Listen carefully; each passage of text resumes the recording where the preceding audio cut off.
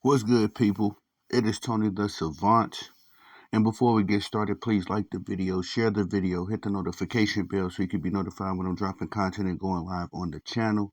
As well, if you have not already, please subscribe to the channel as I drop content daily, go live daily, stay very busy on the platform. And last but not least, please leave your thoughts and opinions in the comment section, as I'm always intrigued to hear what y'all got to say about these topics. And ladies and sports fans, and gentlemen, we got to talk about Javante Tank Davis, the alleged, well, at least his fans will tell you anyway. The Lamont Roach has done nothing, has proven nothing. He barely won his last fight, and he's lost to, which I don't want to say these dudes are bums, but low profile boxers, and boxing already is horrible at marketing these brothers and really putting their putting their brands out there. Sorry. Um, So it just makes things twice as bad, when Tank Davis actually tries to sell us crap and call it Hershey's. But anyway, uh, apparently this boxing match has been canceled or at least removed. I mean, excuse me, what can I replaced? Well, not replaced, and that's not the word I want to use. They've moved the fight. I forget the word, exact word I was thinking of at first, but they've moved the fight to January to be a co-main event with David Benavidez. And if I'm not mistaken, this is what they did with Tank Davis's last boxing match. Made it a co-event with David Benavidez, somebody that actually fights a formidable opponent, somebody that actually generates interest from the boxing fans. Yeah, yeah, they're attaching Javante Tank Davis's brand to David Benavidez because nobody's interested in these exhibition matches that Tank Davis continues to put on. I mean, it's just that simple. There's no other way to explain it. If you are the face of boxing, the alleged face of boxing, you're supposed to be drawing casual fans, hardcore boxing fans, new fans that just know about you in passing, because so many people talking about you. I mean, to be frank, I don't listen to a lot of rap, but one of the key features of being a face of something is at least hearing your name in the rap songs. I don't hear none of these young boys talk about they the Tank Davis or nothing. So Tank Davis just doesn't draw a interest from anyone. So they're attaching him to the David Benavidez brand that actually does have some value in boxing. And I just think this is embarrassing, for Tank Davis and Tank Davis fans at that. Because these dudes, the Tank Davis fans who I've labeled the Tanker Bells, because these dudes are awfully sensitive when it comes to Tank Davis. The Tanker Bells will tell you that Tank Davis is this. He's the face of boxing. He's the biggest thing in boxing since sliced bread. But he has to attach and have his co-main events with another boxer. That doesn't make sense to me. It definitely doesn't make sense to me because the Tanker Bells will go out of their way to discredit and talk down on everything that Devin Haney does. But Devin Haney has never, as far as since his pay-per-view boxing day, since he's become the man and dictated some of these terms, a lot of times Dev alleviates a lot of the demands of being the A side. He don't really care for all that. He just want to fight. But could you imagine if Devin Haney, for the real boxing fans out there, for us Devin Haney boxing fans, could you imagine if Devin Haney boxing match was canceled and then they had to attach his match to Teofimo Lopez to a co-main event with Teofimo? Respectfully, I don't mean to I think Devin Benavidez is 100 times better than Teofimo. But I'm just using it as an example. Another boxer who, let's be real, David Benavidez is not. He doesn't have the same notoriety or name recognition that Tank Davis has. It should be the other way around. It should be canceling David Benavidez matches to link him up to a Tank Davis card. But could you imagine if this happened to Devin Haney, man? We would not hear the end of it. The Tank Davis fans would not let us hear the end of it. They would be talking all kinds of crap. And it's just another indictment.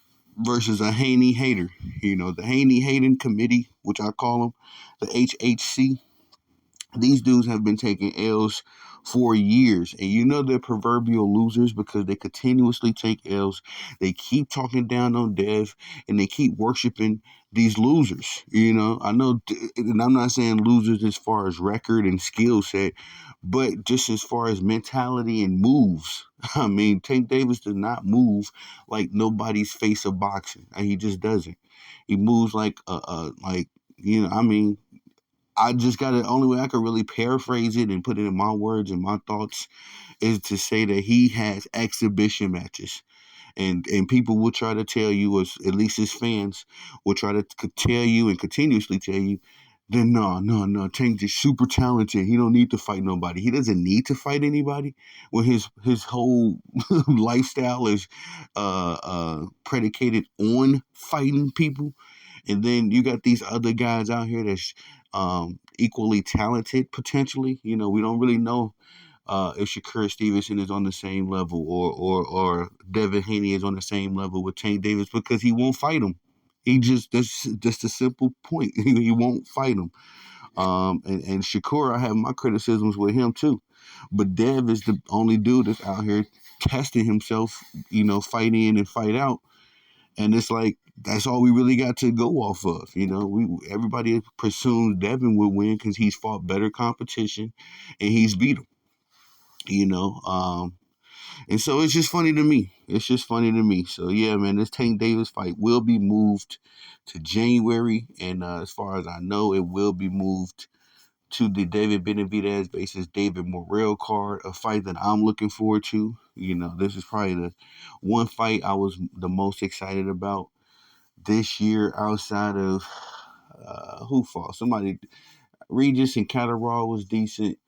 I think my guy Caleb Plant fought earlier this year, but and of course Bivol versus Better Biev, Better Biev. That was a good fight as well. I'm looking forward to the rematch. I didn't really care for the Usyk Fury. I thought that Alexander Usyk was levels above Tyson Fury from the jump, so that fight really didn't, you know, do it for me. But nonetheless, we got a rematch coming from that. But no fight really has garnished my attention and my interest as much as this David Benavidez versus David Morrell fight. I think this is gonna be one of the classics. So we'll be seeing the Tank Davis fight attached to that card as a quote unquote main event.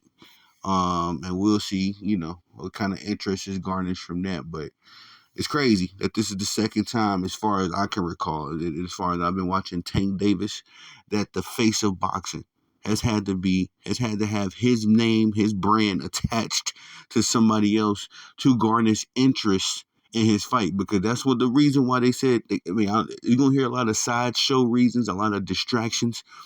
But I had to go read. I think this was from Marca, because Boxing 24/7, I mean, they did a good job, but they typically kind of lean towards writing in favor of Tank Davis. They didn't do so this article, you know, respectfully. They didn't do so in this article. They told it like it is. And they just said that this fight is not generating enough interest, and that people are getting fed up with Tank Davis fighting these guys that nobody asked him to fight. I mean, we've been asking him to fight not only not only Devin Haney, not only Shakur, but people have been asking him to fight Teofimo Lopez. People have been asking him to fight. Now I know what's my guy named Lomachenko. Lomachenko kind of semi ducked, but you know whatever. Lomachenko put in his work. I don't think that at this point in his career that he would be a good matchup or a good opponent for Tank Davis anyway, just my opinion. But, you know, we've been asking Tank Davis to fight Lomachenko long before Loma got old. He would not. And now he's bringing up, you know, fighters from lower weight classes. I believe Lamont Roach comes from like the featherweight class. So just to beat up on them. But he's not a weight bully. Let the Tank fans tell you, Tank not being a weight bully. But Devin Haney was a weight bully or Devin Haney is a weight bully for trying to fight Tank. You can't make this stuff up with the Tanker Bells, man. Tanker Bells will they will do some mental gymnastics to justify the most craziest things on the flip of a dime, you know. So I am interested though. I gotta get into the boxing Twitter streets to see what these guys are gonna say about this. Because I've been, you know, as far as when this fight was originally announced, I haven't heard much promotion or much traction about it anyway. I've been having to really go search out some information, talk to my boxing people and see what they been hearing behind the scenes. But I'm gotta go see what the Taker Bills are gonna say about this one, what kind of excuses they're gonna carve up for this one so we can chop it up and break that down real quick. But that's all I got for y'all on this one. Please like the video, share the video, hit the notification bell so you can be notified when I'm dropping content and going live on the channel as well. If you have not already, ladies and gentlemen, please subscribe to the channel as I drop content daily, go live daily, stay very busy on the platform. And last but not least, please leave your thoughts and opinions in the comment section. I'm always intrigued and interested to hear what y'all have to say about these topics. I am Tony the Savant. Peace.